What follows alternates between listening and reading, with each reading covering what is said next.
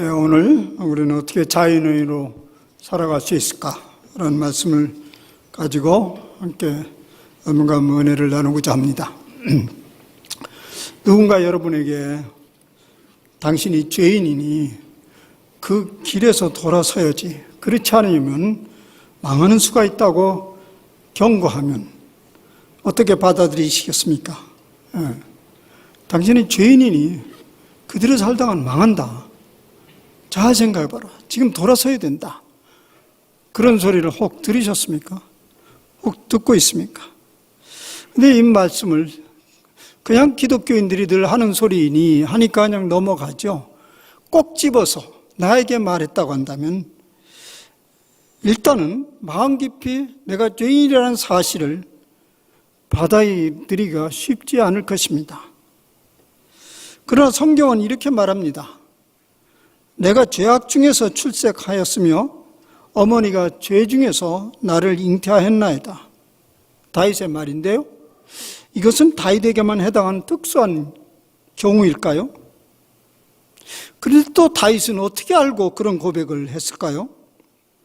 다윗은 자기 자신의 삶을 돌이켜볼 때 부직불식간에 의도하지 않았는데 혹은 의도했는데 어쨌든 간에 자기 자신이 죄인으로 살아가는 모습을 보면서 도대체 이것은 어디로부터 비롯된 것인가, 그것을 숙고하면서 이렇게 고백하게 된 것이죠. 태어나기를 죄 중에서 태어났으니 그렇게 살 수밖에 없지. 자주 섞인 한탄입니까? 아니면 진실로 자기 자신을 이렇게 받아들이는 것입니까? 물론 다윗의 말은 모두 다 우리는 그의 진심을 담은 것을 믿기에 그것은 그저 한숨소리가 아니고 진실된 말씀으로 받아들인다면 그러면 우리 모두에게 해당되는 것인데, 그러면 그 다음에 질문을 던지게 됩니다. 그러면 죄인이라는 사실을 운명으로 그냥 받아들여야 합니까? 그 운명의 고리를 끊어내야 합니까? 썩 즐거워하는 주제는 아니지만 기독교 신앙에서 반복적으로 다루는 주제가 바로 이것이고, 이것이 바로 핵심적인 말씀 중에 하나입니다. 하도 많이 들어서 이것이 심각하게 들리지 않을 정도로 우린 교회에서 굉장히 많이 다루는 주제이죠. 이것이 바로 기독교 신앙과 그렇지 않는 인본주의와 결정적인 차이점입니다. 세상의 인본주의가 인간을 그렇게 부정적으로 보는 일은 없습니다. 우선 죄의 죄, 이것이 우리에게 부담이 되니까 그 죄를 말하기 전에 하는 우리의 이런 모습을 한번 살펴봅시다. 왜 우리는 그렇게 자기 모습대로 자유롭게 살아가지를 못합니까? 마음 깊이 자기 자신을 왜 그렇게 긍정하지 못합니까?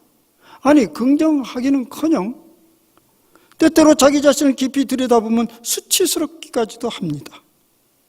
그래서 자기 자신을 들어보기를 그렇게 썩 좋아하지 아니하고 잠시 성찰합시다. 그러면 그 다음에 온갖 잡념이 다 들어오는데 그것은 심리적으로 얘기해서 자기 자신을 보기를 무의식적으로 피하고 있다는 말입니다. 좋아하지 않아요. 자기 자신을 들어보기를. 이런 현상을 이 다윗의 용어로 얘기하면 우리가 죄인으로 태어나서 죄인으로 살아가는 모습이라는 것입니다. 그러면 나는 죄인이니까 누구로부터 용서를 받아야 합니까? 용서를 받아야 되잖아요.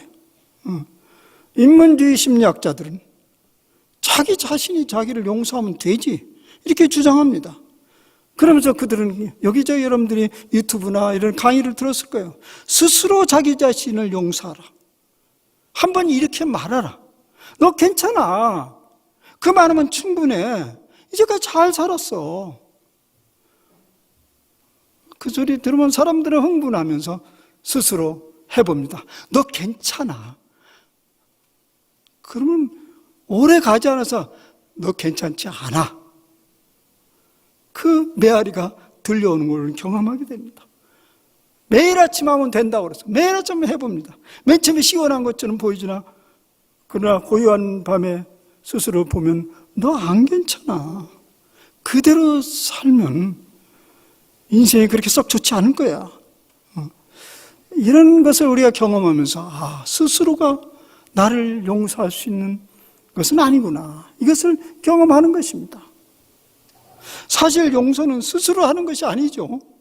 용서를 해줘야 될 사람이, 해줘야 될 그 권위 있는 대상이 용서를 해줘야지요. 누가 용서를 해줄 권위 있는 주인입니까? 내가 내 자신을 용서할 수 없는 것은요, 유감스럽게도 내 자신이 내 삶의 주인이 아니기 때문에 그렇습니다. 이것도 역시 세상적 관점하고는 다른 관점입니다. 사실 우리가 우리 자신으로 정직하게 살아가지 못하는 것은 주인에 대한 오해 때문입니다. 주인. 주인이라고 말하지는 않지만 용서는 누구를 내 삶의 권위자로 받아들이냐와 밀접한 관계가 있습니다. 우리는 이 사회적 존재로서 여러 사람과 더불어 살아가죠. 윗사람이 있고 주변 사람이 있고 동료들이 있어요. 그런데요, 여러분들 어느 날 딱 자각이 일어나는 순간 이 모든 사람들이 권위자로서 군림하고 있는 것을 경험하게 됩니다. 의식적으로, 무의식적으로 그들로부터 내가 판단받고 있고 평가받고 있다는 생각을 지을 수가 없습니다. 그래서 사람들이 밖에서 제일 만나기 싫은 사람들이 직장 동료고 상사라고 말하지 않습니까? 자유롭지를 못해요. 우리는 어떤 사람 앞에서 자유로울 수 있죠? 이렇게 보면요, 나를 있는 그대로 받아주는 사람이면 그 앞에서 우리는 자유인이 됩니다. 왜? 그 앞에서 꾸밀 필요가 없기 때문에 그렇습니다. 그런데 우리 앞에서 손님이 나타났다면 우리는 자유롭지 않습니다. 왜냐하면 그 손님이 나를 있는 그대로 받아줄 것을 기대할 수 없는 거죠. 어느 날 저희 집에 얼마 전에 준비할 겨를 없이 갑작스럽게 한 손님이 찾아왔습니다. 그분은 자리에 앉아서 잠시 몇 마디 얘기하다가 제 딸의 안부를 물어보더군요. 딸 잘 있냐고. 이제 집에 떠나 있으니까 잘 있냐, 잘 하고 있느냐고. 그래서 마침 그때 제 딸이 집에 와 있었길래 불렀어요. 그리고 인사를 하라고. 그래서 제 딸이 방에서 대답을 했습니다. 근데 좀처럼 나오지를 않는 거예요. 저는 눈치를 챘지요. 그래서 다시 부르지 않았습니다. 한동안 시간이 흐른 후에 제 딸은 예쁘게 화장을 하고 나타났습니다. 그리고 공손히 인사를 했습니다. 직전에는 제 딸이 잠옷바람이었거든요. 제 딸에게 그 손님은 손님일 뿐입니다. 그래서 손님이 자기 자신을 있는 그대로 받아줄 것을 기대할 수 없었던 것입니다. 그래서 한껏 꾸밀 만큼 꾸미고 나타난 것이죠. 우리가 주인으로 모시고 있는 분이 어떤 분이냐에 따라서 자기 자신의 모습대로 드러날 수도 있고 그렇지 않을 수도 있습니다. 주인과 권위자를 잘못 선택하거나 오해하면 우리는 그 사람 앞에서 결코 자유로울 수 없습니다. 내 삶의 주인은 그러면 누구입니까? 신앙이라면 당연히 하나님 그분이라고 고백하게 됩니다. 그분이 나를 판단하실 수도 있고 용서할 수도 있습니다. 그러니 하나님을 매 순간 주인으로 받아들이지 아니하면 그 용서를 받아들일 수도 없습니다. 더욱이 자기 모습대로 살아갈 수도 없습니다. 그래서 성경은 반복적으로 하시는 말씀이 나 여호와 하나님을 말하노라. 나를 믿고 신뢰하고 의지하라. 그렇게 반복적으로 얘기하는 것은 우리 자신을 있는 그대로 받아들이라는 요구입니다. 나는 너희들을 다 알고 있다. 있는 그대로. 나는 있는 그대로 오늘 지금의 모습으로 너를 받아들이니 너도 너 있는 그대로 받아들여라. 그만큼 그는 자유인으로 살아갈 수 있는 것입니다. 우리 모두가 참으로 이런 삶을 갈망합니다. 그냥 있는 대로, 편안하게, 누구나 자유롭게. 제가 때때로 참 나는 아직 멀었구나 이런 느낌을 어떤 때는 섭섭하기도 하고, 우리 성도들과 같이 만나면 내 앞에 있는 걸 자유롭게 느껴지지 않는 거예요. 그럼 전부 다 저리 가려고 그래, 저리 가려고. 식사 안 하면 저 앞에는 다 피하려고. 저 말고 어떤 분에게는 더 할걸요? 내가 어떤 분은 얘기하지 않겠어요. 내가 있는 그대로 받아주지를 못하는 그 인상을 저들은 가지고 있는 거죠. 이미 그 앞에서 이런저런 평가를 받고 있다는 생각을 가지게 되죠. 하여튼 우리는 굉장히 이런 자유로운 삶을 살기를 바랍니다. 오늘 에스겔서의 본문에는 악인과 의인이라는 말이 이렇게 상대적 용어가 반복적으로 나오고 있습니다. 여러분들 아까 본문 좀 길지만 읽으면서 그것이 반복적으로 교대로 나오는 것을 보게 될 것입니다. 이 말씀의 핵심은 이것입니다.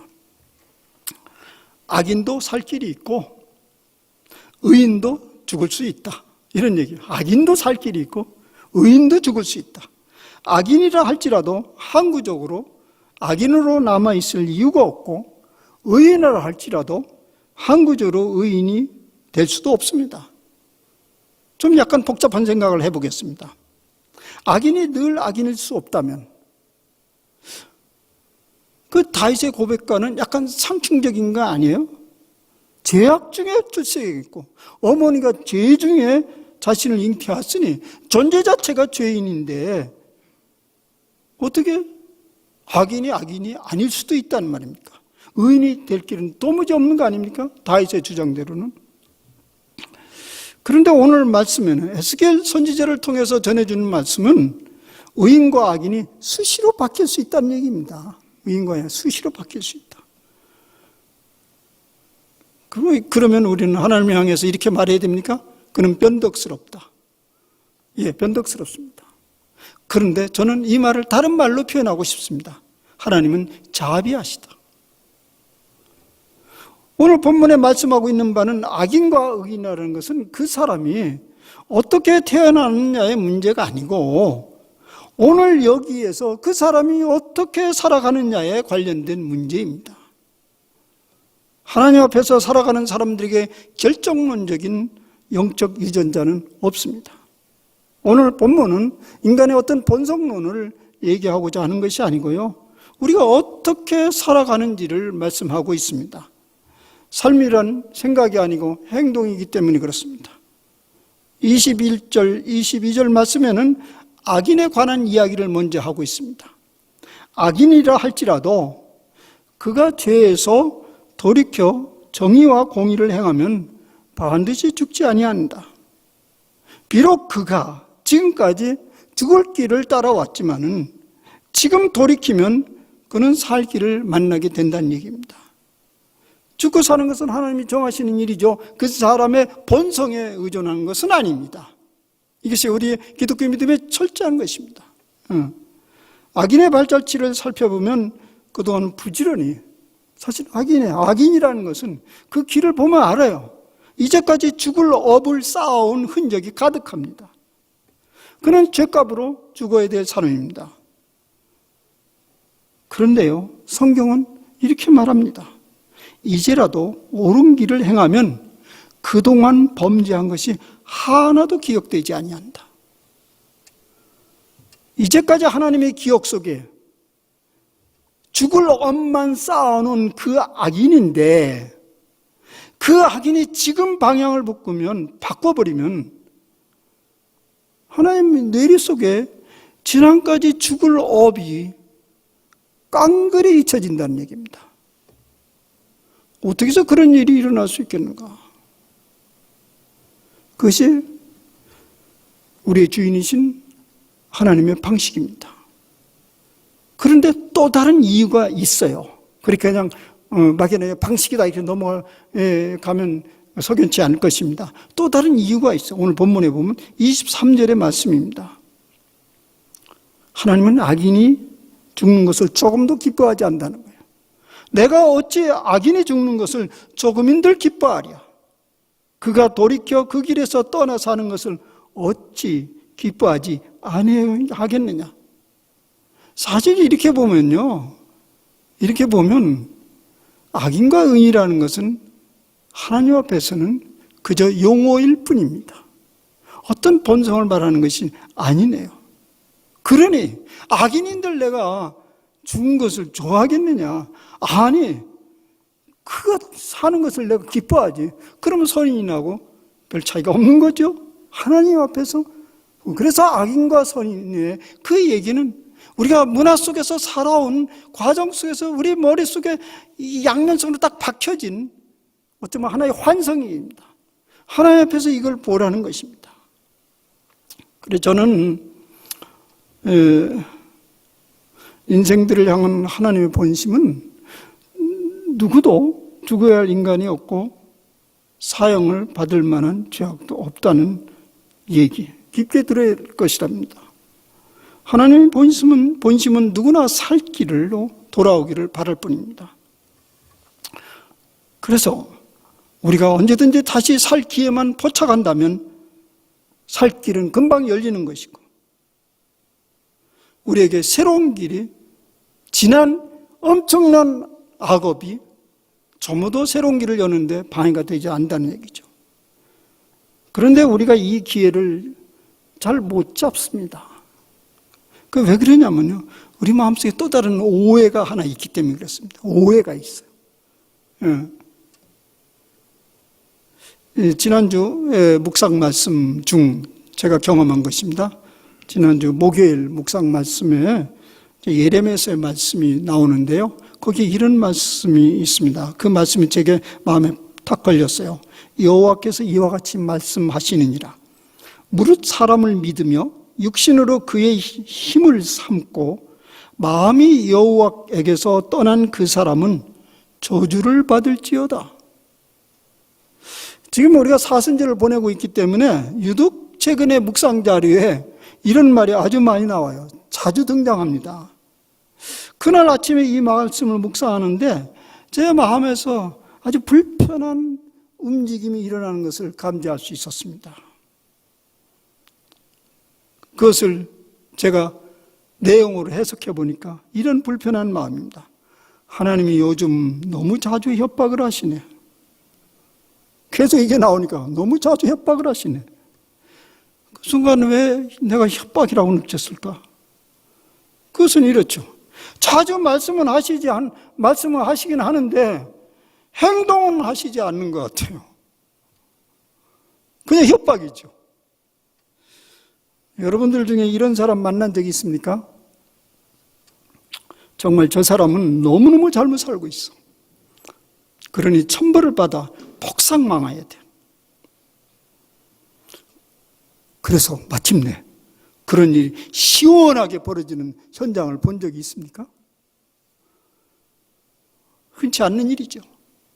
여전히 그 못된 사람 아주 행세하면서 잘 먹고 잘 살고 있어요. 그런데 성경은 반복적으로 그렇게 살면 망한다고 하니 협박으로 느껴질 수밖에 없죠. 그런데 제 마음속에 그 다음에 곧바로 일어난 움직임이 있었습니다. 정말 망해야 하는데 망하지 않는다고? 그것도 하나님의 행동이다. 행동하지 않는 것이 아니다. 그것도 하나님의 행동이다. 무슨 행동인데요? 은혜의 시간이다. 은혜의 시간이다. 서양의 말에 period of grace라는 그런 말이 있어요. 빚 갚을 기간을 모조리 이 빚을 제대로 못 갚기 때문에 조치를 취해야 되는데 또 집값을 이 집 몰개지 내는데 못 갚으니까 이제 몰수해야 되는데 이 은혜의 기간을 줍니다. 은행에서 이걸 은혜의 기간이라고 그래요. 사실 이 은혜의 기간입니다. 망하지 않아요. 망해야 되는데 은혜의 기간입니다. 하나님 허락하신 은혜의 기간입니다. 살 길을 찾으라는 것입니다. 그 사이에 붙잡으면 살 것이고 끝내 거부하면 망하게 될 것이라는 것입니다. 우리가 끝내를 보고 싶어 하는데 우리에게는 그것이 안 보입니다. 이런 의미에서 성경의 정신은요, 성경의 정신으로 돌이켜보면 아무리 악한 사람이라 할지라도 임의적으로 그 생명을 빼앗는 사형 제도는 옳지 않는 것 같습니다. 제 생각이요. 여러 가지 논란의 여지가 없는 것은 아닙니다. 그런데 우리에게는 답답한 게 하나님의 은혜의 기간이 길게 느껴집니다. 그래서 성경의 말씀을 성경의 경고의 말씀을 협박으로 오인하는 것이죠. 그렇게 오인하면 돌아설 길이 없어요. 혹시 여러분 마음속에 그렇게 말하지 않아도 우리의 속심성에서 가끔 그런 생각이 일어나면 잘라내야 됩니다. 오해입니다. 협박이 아닙니다.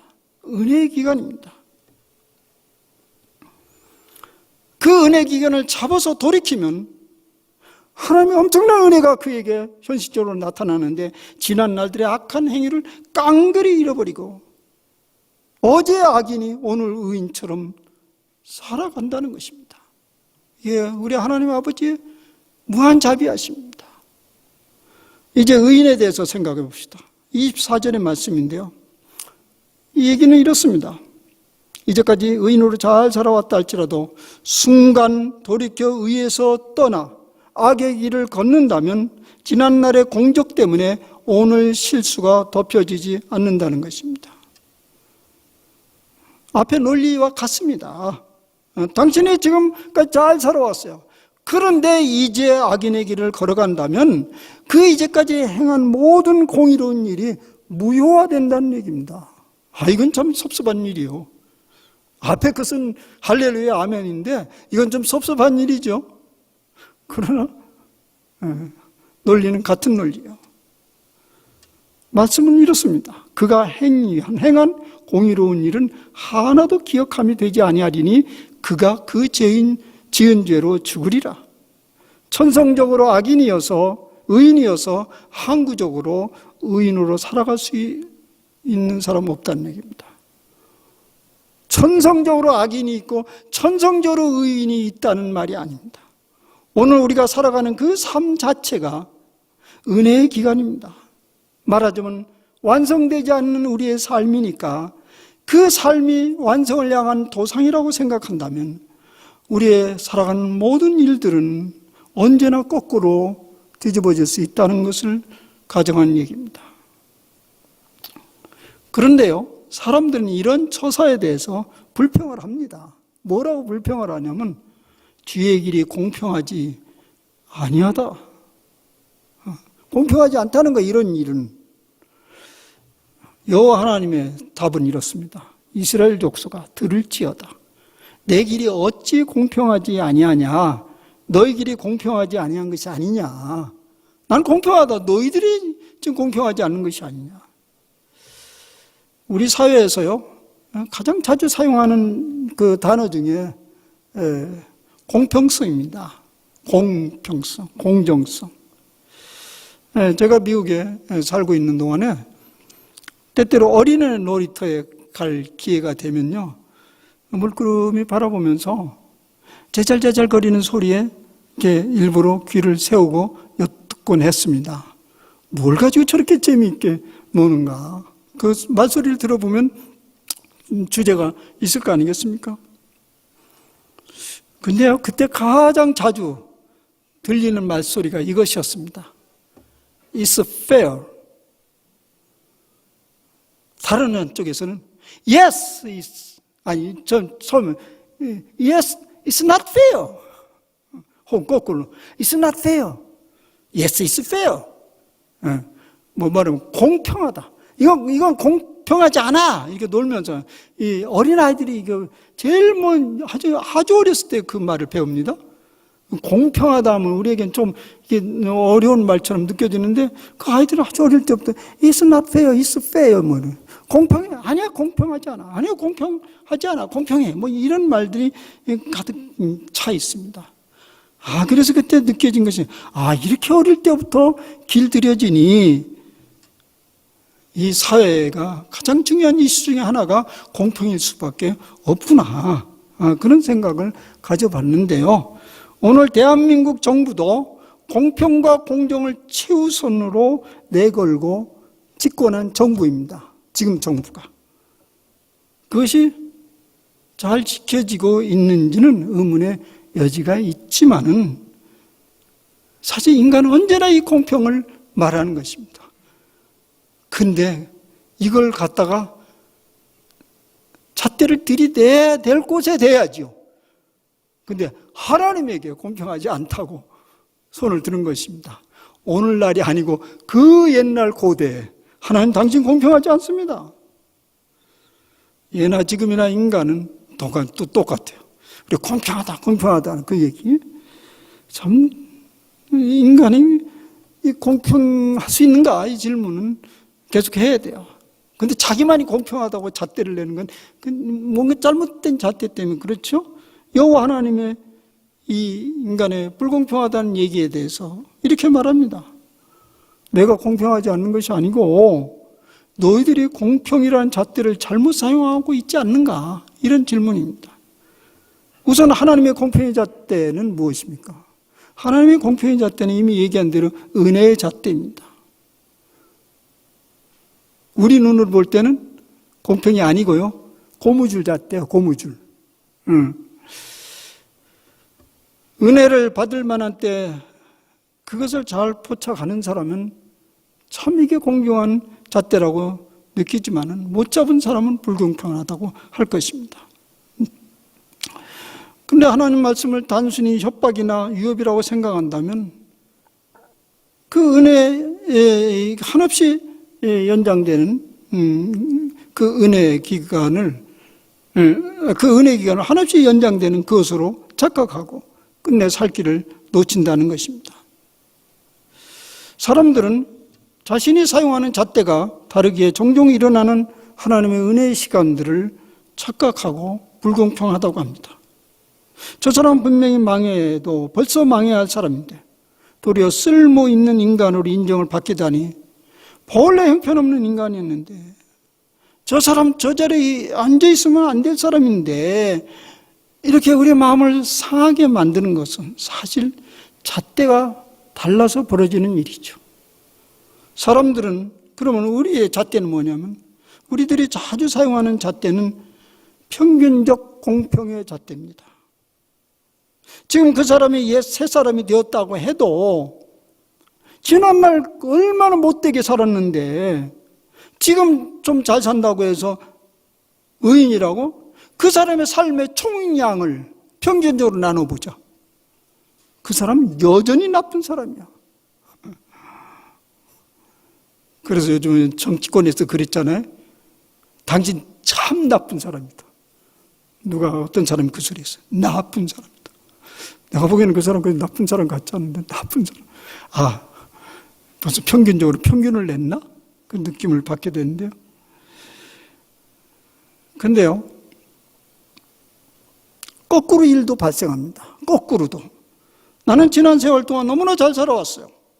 사람들부터 충분히 괜찮은 사람이라고 인정을 받기도 했습니다. 근데 하차 잘못해가지고 한번 실수를 했습니다. 그런데 악인의 대접을 받는다고? 그건 너무 불공평한 거예요. 왜냐하면 삶의 총량으로 평균적 계산을 하면 그는 여전히 괜찮은 사람이거든요. 이것도 인간의 평균적 잣대에 의한 것입니다. 하나님의 잣대는 은혜의 잣대이기에 우리는 자주 때때로 혼란스럽고 놀랍습니다. 사람들은 자기의 의로움을 드러내기 위해서 지난 날들을 들먹입니다. 나는 이런 일도 했고 저런 일도 했고 이런 공적도 남겼고 저런 공적도 남겼는데 그래서 묻습니다. 그런데 지금 당신은 어떻게 살고 있는데요? 내가 지금까지 얘기했잖아요. 난 과거에 이런 일도 했고 저런 일도 했고 이런 공적을 남겼잖아요. 지금 어떻게 살고 있는데? 하나님의 말씀은 그것을 묻습니다. 지난날 그가 행한 공의로운 일은 하나도 기억함이 되지 아니하리라. 왜냐하면 오늘 그가 악한 길을 걷고 있기 때문에 그렇습니다. 어떤 사람은 오늘 그는 괜찮은 사람이다. 그런데 스스로가 또 자기 자신을 받아들이지 못하는 사람도 있습니다. 우리 어떤 사람 보통 당신 좀 괜찮은 사람이야. 근데 스스로가 자기 자신을 받아들이지 못해요. 왜냐하면 지난날 삶의 여정이 형편없게 느껴지기 때문에 그렇습니다. 그래서 누군가 그의 지난 날들을 들먹이면 이내 주눅이 듭니다. 그것도 인간의 잣대이지 하나님의 잣대는 아닙니다. 하나님은 말씀하십니다. 지난날 그가 범죄한 것이 하나도 기억함이 되지 아니하리라. 제가 학교에서 영성을 가르쳐 있는 동안에 아주 자주 사용하는 용어가 있었어요. 그건 하나의 격언 같은, 제가 사용한 얘기죠. 어디서 온 얘기는 아닌데, 영성은 결코 축적되지 아니한다. 그것은 일용할 양식과 같다. 영성 생활에는 어떤 순간에 잔뜩 축적해 놓았다가 하나씩 뽑아먹는 그런 류의 양식은 아닙니다. 오늘 여기에서 어떻게 살아가는지를 말해주는 것이 영성 생활의 핵심입니다. 그래서 우리 영성 생활은 순간순간 하나님 앞에서 살아가는 일상적 삶과 밀접한 관계가 있습니다. 잠언의 말씀이 떠오릅니다. 의인의 길은 돋는 햇살 같아서 크게 빛나 한낮에 광명에 이르거니와 악인의 길은 어둠 같아서 그가 걸려 넘어져도 그것이 무엇인지 깨닫지 못하느니라. 우리 인생길에서 의인과 악인의 차이는 간단합니다. 누가 의인이고 누가 악인이냐. 평균적 삶을 말하는 것이 아니고요. 그가 지난 날들에 얼마나 큰 업적을 남겼느냐가 아니고요. 지금 오늘 여기에서 빛된 삶을 살고 있느냐를 말하는 것입니다. 성경에서 말하는 악인과 선인의 기준입니다. 악인은 초지일관 어둠 속에 살아가다 결국 어두움으로 망하는 인생이고요. 그런데 그가 의인이 될 수 있습니다. 악인에게도 은혜의 기간이 있습니다. 그도 그 은혜의 기간을 충분히 잘 활용하자면 악인으로 떨어질 수 있지만은, 악인은 돌이키기만 하면 그 순간에 돋아오는 햇살처럼 빛나게 된다는 얘기입니다. 그러므로 우리의 은혜의 기간을 어떻게 잘 포착하느냐가 중요합니다. 우리가 지금 생명을 가지고 지금 여기 살아있다면 그것이 바로 은혜의 기간입니다. 그때 우리가 가져야 될 자세를 시편에서 말하고 있네요. 갈망하고 기다리라. 나 곧 내 영혼은 여호와를 기다리며 나는 주의 말씀을 바라는도다. 파수꾼이 아침을 기다림보다 내 영혼이 주를 더 기다리나니 참으로 파수꾼으로 아침을 기다림보다 더하도다. 이게 이제 기다리고 갈망하라는 건데 뭘 기다리고 갈망하라는 말입니까? 여기 보니까 주의 말씀을 바란다. 주의 말씀을 갈망하고 기다리라는 말입니다. 그게 뭐냐면요. 우리가 매일 아침 말씀을 보고 묵상하죠. 성경을 읽고 묵상하잖아요. 근데 그 말씀이 다 내 말씀이 아니죠. 그때 우리는 갈망하고 기다립니다. 주여 오늘 내게 이 말씀을 통해서 나에게 말씀을 주시옵소서. 이걸 갈망하라는 것이에요. 이게 매일 아침 파수꾼의 새벽이 열리는 것을 기다려하듯이 주의 말씀을 묵상하는 사람들은 매일 이렇게 갈망하고 기다리라는 거예요. 왜요?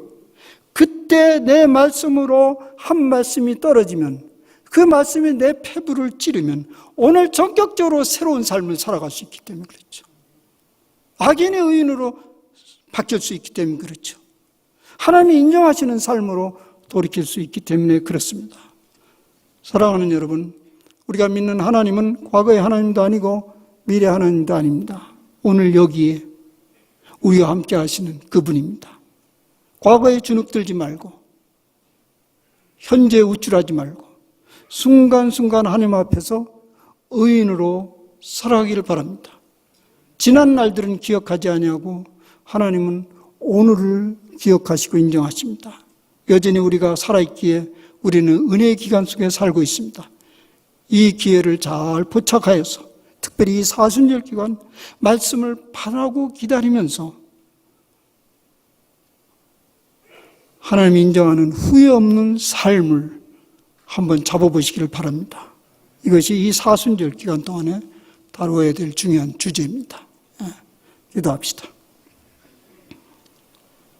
주님, 감사합니다.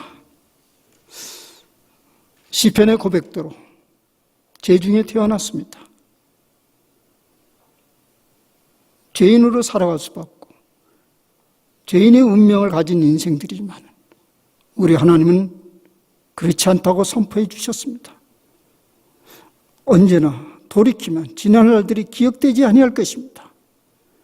그것이 바로 우리가 우리 하나님을 자비로운 모신으로 믿는 것입니다. 아버지 하나님, 우리 중에 아무도 나는 떳떳한 의인이라고 주장할 사람 없을 것입니다. 그러니 오늘 우리는 돌아갈 기회를 찾아야 됩니다. 잘못 산 삶을 바꿔 살아갈 기회를 찾아야 될 것입니다. 주여, 매일 아침 말씀을 묵상한 동안에 그 주님의 말씀이 번개처럼 우리 폐부에 찌르면서 새로운 길이 열리는 기대를 가지고 이 사순절 기간을 경건히 지나는 기간이 되게 하여 주옵소서.